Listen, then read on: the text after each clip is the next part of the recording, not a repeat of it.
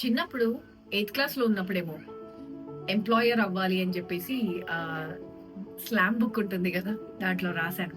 Always ambitious ఉండే చిన్నప్పటి నుంచి. అంటే ఆ ఏజ్‌లోనే పెద్ద యాంబిషియస్ లాగా. There was a point where I had to quit job because my younger one was born and కొంచెం సపోర్ట్ కావాల్సొచ్చింది. క్విట్ చేయగానే మనం ఖాళీగా ఉండలేం కదా! ఎప్పుడు బ్రేక్ తీసుకోలేదు కాబట్టి.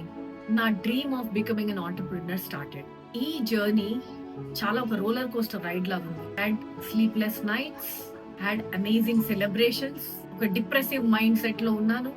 నిద్ర పట్టని రాత్రులు ఉన్నాయి, చాలా ఉన్నాయి. అందుకే నా రోలర్ కోస్టర్ రైడ్ అని. అంటే హై వెళ్ళింది, లో వెళ్ళింది, చాలా ఉన్నాయి. సో త్రూ దిస్ జర్నీ నేను చాలా చాలా థ్యాంక్స్ చెప్పాలి చాలా మందికి. మా హస్బెండ్ కి who supported me to establish this organisation. మా పేరెంట్స్ కి పిల్లల్ని చూసుకుంటూ నాకు చాలా చాలా సపోర్ట్ చేశారు. మా ఇన్‌లాస్ కి దే హావ్ బీన్ సపోర్టివ్. నా హౌస్ హెల్ప్ కి టైం కి వచ్చి అన్ని పని చేసి పెట్టారు. ఎస్పెషల్లీ నా టీమ్ కి. ఓకే, నా first employee Archana, she has been there with me till now. All my team members అందరూ women team, very very strong team. నా ఫ్రెండ్స్ చాలా సపోర్ట్ చేశారు. మై ఫ్యామిలీ, ఎంటైర్ ఫ్యామిలీ ఈ జర్నీని చాలా స్మూత్ చేశారు. అంటే హైస్ అండ్ లోస్ చూసాను చాలా, కాకపోతే వాళ్ళ సపోర్ట్ వల్లే take deep breath and then yeah carry on అన్నట్టుగా అయ్యింది. వీళ్ళందరికంటే ముందుగా my Venkanna who gave his blessings. ఇది ఒక స్మాల్ స్టార్ట్అప్, పెద్ద ఆర్గనైజేషన్ ఇప్పటికీ అని నేను అనుకోను. కాకపోతే through this journey we have had an exponential growth. అలా హైస్ లోస్ అన్ని చూశాను. వీళ్ళందరి సపోర్ట్ తోనే చాలా చాలా చూశాను ఎంటర్‌ప్రెన్యూర్ జర్నీగా. అండ్ ఫస్ట్ నేను ఈ జర్నీ స్టార్ట్ చేశాక కొన్ని నేర్చుకున్నాను. ఏంటంటే ఇంత ముందుకు ఎంప్లాయర్స్ ని, అంటే నా బాస్ ని కానీ నా ఎంప్లాయర్ ని, మా కంపెనీ కానీ కొంచెం క్రిప్ చేయడం, అంటే తిట్టుకోవడం, కంప్లైంట్ చేయడం అందరు చేస్తారు. మీరు చేయలేదా చెప్పండి? చేస్తారు కదా. ఓకే, సో ఈ జర్నీ స్టార్ట్ అయినాక అఫ్ కోర్స్ కొంతమంది సైకోపాత్స్ ఉంటారు, అది పక్కన పెడితే యూజువల్ నాట్ ఎవ్రీబడి. అందరినీ మనం తిట్టుకుంటూ ఉంటాం కదా యూజువల్ గా, ఏదో ఒకటి కంప్లైంట్ అని. ఈ జర్నీ స్టార్ట్ అయ్యాక, అంటే వేరే వాళ్ళ షూస్ లో మనం వెళ్తే గానీ వాళ్ళ సిచ్యువేషన్ మనకు తెలియదు కదా. ఆ సిచ్యువేషన్ ని నేను ఎక్స్పీరియన్స్ చేశాను. అరే, నాకు ఇంత ప్రాబ్లం అవుతుంది ఒక చిన్న కంపెనీ రన్ చేయడానికి, వాళ్ళు అంత పెద్ద ఆర్గనైజేషన్ ఎలా రన్ చేస్తుండొచ్చు, వాళ్ళకి ఎన్ని ప్రాబ్లమ్స్ వచ్చాయో. అండ్ అప్పుడు ఆ మూమెంట్ లో వాళ్ళందరి మీద నాకు ఒక పెద్ద రెస్పెక్ట్ పెరిగింది. సో ఎప్పుడైనా మనం అవతలి వ్యక్తి పొజిషన్ లో ఉంటే కానీ మనకు అది ఎక్స్పీరియన్స్ కాదు అంటారు కదా. ఆ క్వాలిటీతోనే ఇంకా నా ఎంపతి అన్న క్వాలిటీ బాగా ఎవాల్వ్ అయింది, బాగా ఎన్హాన్స్ అయింది. ఎంపథైజింగ్ అనేది ఇంకా ఎక్కువ నేర్చుకున్నాను. ఆల్ సెడ్ అండ్ డన్ చాలా హైస్ అండ్ లోస్ చూసాను. ఆఫీస్ పెట్టాను స్టార్టింగ్ లో. ఆఫీస్ పెట్టేసి like you know right, startup people సే చపరాసి సే లేకర్ ద CEO తక్.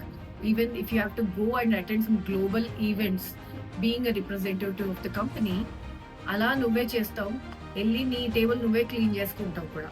ఆ సిచ్యువేషన్ నుంచి ఇప్పుడు మెటాఫోక్స్ అంటే జనాలకి తెలుస్తోంది what we do, what kind of quality work we do అని. ఈ వర్క్ అంతా మనం పెట్టిన ఎఫర్ట్స్ అండ్ ఆ గాడ్ ఇచ్చిన బ్లెస్సింగ్స్, వీటితోనే ఇది అవుతుంది.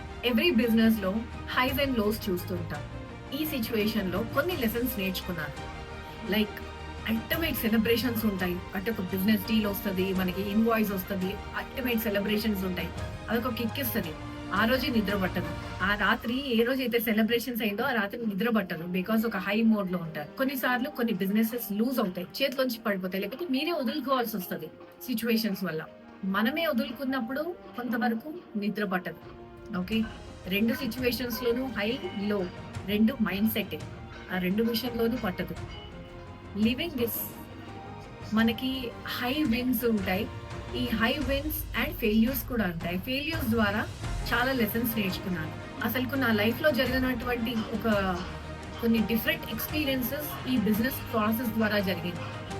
అంటే మనం నార్మల్ గా ఉండి బిజినెస్ చేసుకుంటున్నా, కొంతమంది వచ్చి మనం అంటే అమ్మా ఇంత బిజినెస్ చేస్తుందా, అయ్యో ఇంత చేస్తుందా, లేకపోతే అక్కడ ఏం తెలిసినా తెలియకపోయినా ఎలాగైనా చెడగొట్టాలి అన్న వాళ్ళు ఉంటారు కదా. వాళ్ళ అనెథికల్ మైండ్ సెట్ తోని మన బిజినెస్ ని, లేకపోతే మనని ఏదో రకంగా ఇంపాక్ట్, వాళ్ళ ఈగోతోని కానీ దేంతో కానీ మన బిజినెస్ కి ఇంపాక్ట్ చేయాలని చూస్తూ ఉంటారు. అలాంటి అనెథికల్ ప్రాక్టీసెస్ కూడా నేను ఒక ప్రే అయ్యాను. PREY okay. ఒక ప్రే అయ్యాను. ఆల్ సెడ్ అండ్ డన్ ఇవన్నీ ఎక్స్‌పీరియన్సెసే. కానీ ఈ ఎక్స్‌పీరియన్స్ అన్నిటితోని as a person, as a business everyday evolve అవుతున్నాను. ఎవ్రీడే ఏదో ఒకటి గుడ్ థింగ్ చేయాలి కంపెనీ ద్వారా అండ్ ఎంప్లాయీస్ కి ఏదో ఒక బెనిఫిట్ రావాలి. ఆర్గనైజేషన్ కి బెనిఫిట్ రావాలి because it's a business.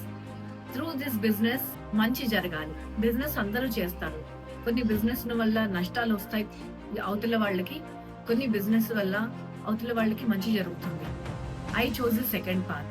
And ఈ విషయంలో లాస్ట్ టైం చెప్పినట్టుగా మనకి ఒక ₹1000 డీల్ ఉండొచ్చు, ₹100 డీల్ ఉండొచ్చు.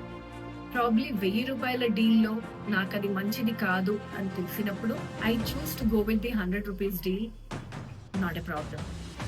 అండ్ ఈ అన్ని విషయాల్లో లైక్ మనం కొన్ని బిజినెసెస్ లూజ్ చేసుకుంటాం.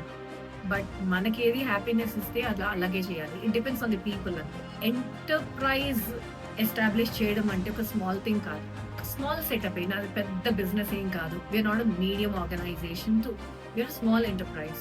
స్మాల్ బిజినెస్ పెట్టి దాన్ని సస్టైన్ చేసి కన్సిస్టెంట్ గా బిజినెస్ చేయాలన్నా కూడా it takes a lot from your life, your personal time, your మీ టైం, తర్వాత లాట్ ఆఫ్ థింగ్స్, మీ ఫ్యామిలీ టైం అన్నీ.